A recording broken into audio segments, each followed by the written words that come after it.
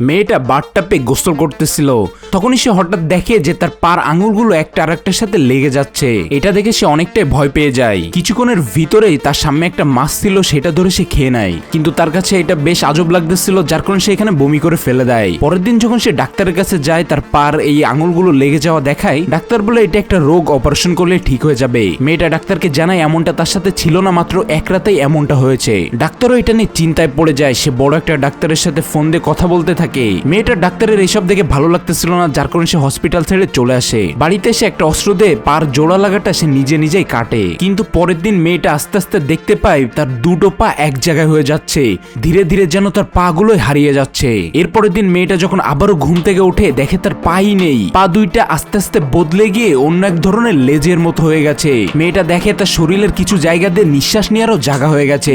মেয়েটা তখনই বুঝে ফেলে সে একটা জল পরি হয়ে গেছে, সে আর মানুষ নেই। এখানে মেয়েটা নিঃশ্বাস নিতেও কষ্ট হচ্ছিল, যার কারণে সে বাথরুমে যায়, সেখানে পানি ছেড়ে দেয়।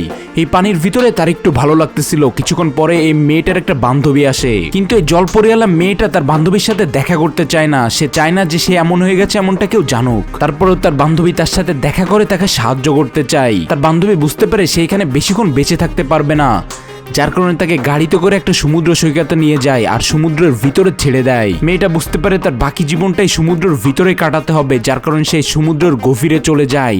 এখন সে যতদিন বাঁচে এই জলপরি হিসেবে সমুদ্রের ভিতরেই থাকবে। তোমরা কি মনে করো জলপরি কি সত্যি হয়? কমেন্টে জানাও।